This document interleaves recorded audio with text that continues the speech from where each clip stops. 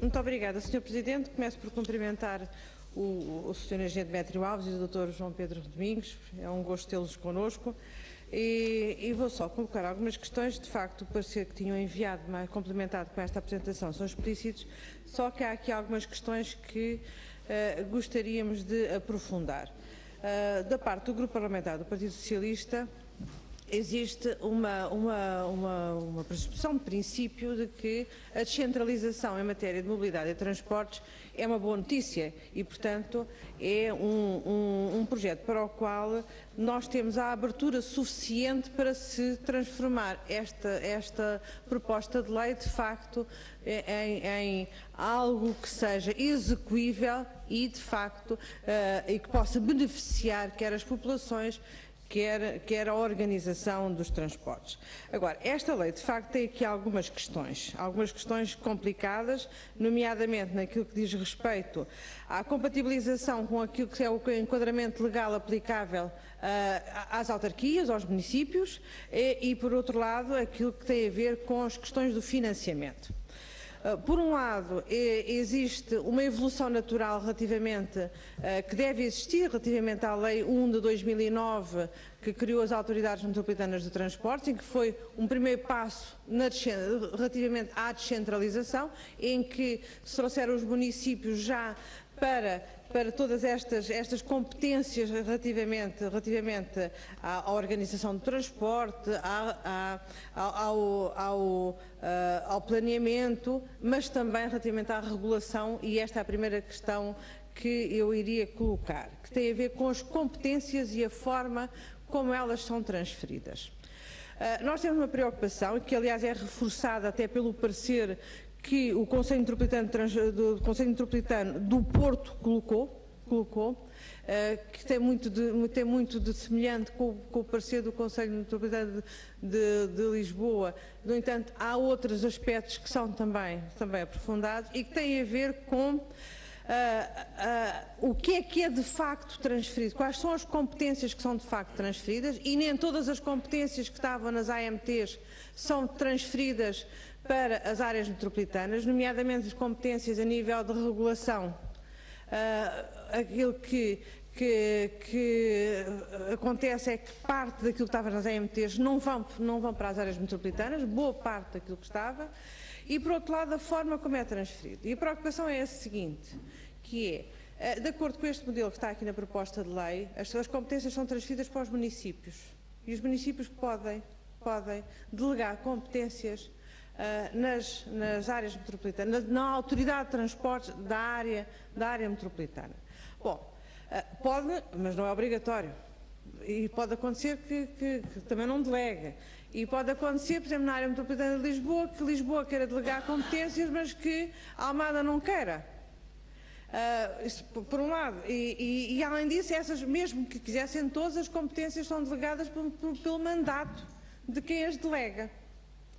Ou seja, não existe por um lado uma transferência plena, por outro lado, ela pode não ser depois, não haver uma delegação de competências também plena, e mesmo a que existe, é sempre encarada como provisória.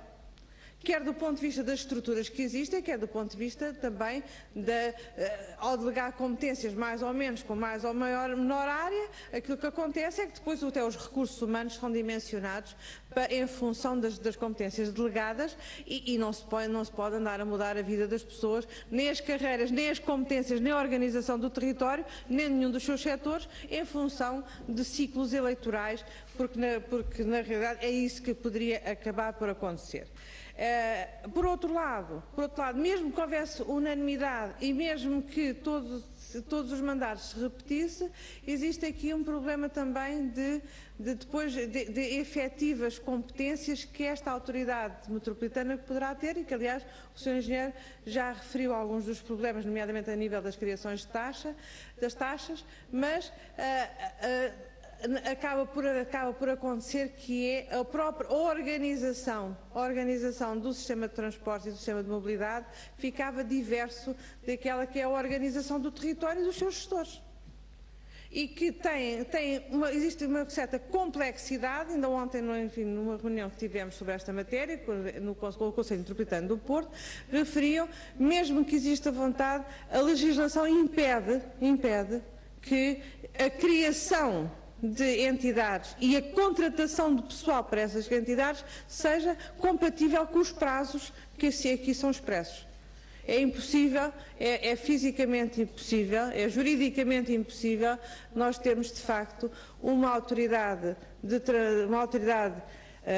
metropolitana a funcionar na sua plenitude nestes prazos, porque estes prazos não são sequer compatíveis com a contratação de pessoas para a pôr a funcionar. Como o tempo é curto, vou só referir-me aqui também a alguns aspectos do financiamento. O financiamento nos parece importantes, em que existe de facto nesta proposta de lei uma certa omissão, fala-se no financiamento e em que se confunde o financiamento daquilo que são as obrigações de serviço público com o financiamento daquilo que é o exercício das competências que são transferidas e aquilo que é o investimento em infraestruturas ou equipamentos e, portanto, que tem a ver com montantes mais elevados. Se, por um lado, relativamente à primeira parte do financiamento das obrigações de serviço público, existem aqui algumas saídas, ainda que de alguma forma perverso porque não existe a garantia que em todas as situações possa haver este próprio financiamento seja suficiente, ou seja, que o sistema de transportes se possa autofinanciar através das taxas que estão previstas, em que, enfim, muito dificilmente em alguns sítios do nosso país isso poderá acontecer, enfim, na área metropolitana de Lisboa os senhores dirão, e provavelmente tiveram acesso a estudos que nós não tivemos, para fundamentar esta proposta de lei, mas também há aqui uma questão que nos parece relevante. Que a única coisa que é prevista, Sr. Presidente, só mais um minuto, vou terminar. A única coisa que está aqui previsto, de facto, é que são transferidos, mesmo em 2015, as verbas necessárias para fazer o pagamento destes funcionários. Portanto, não é só uma questão de pagar nos 2006 e seguintes, mas é para a quantidade de funcionários que é necessário para exercer essas competências. Enfim, digam lá como é que se resolve. E a questão do financiamento das infraestruturas e dos equipamentos, como é que se poderia fazer? Ou seja, se é legítimo dizer que empurrar isso para uma solução de contrato interadministrativo, em que, à partida, não se sabe quais são as regras do jogo. Ou seja, nós estamos, no fundo, a pronunciarmos sobre uma lei em que parte das questões mais complexas são um género de uma adivinha. Muito obrigada, Sr. Presidente.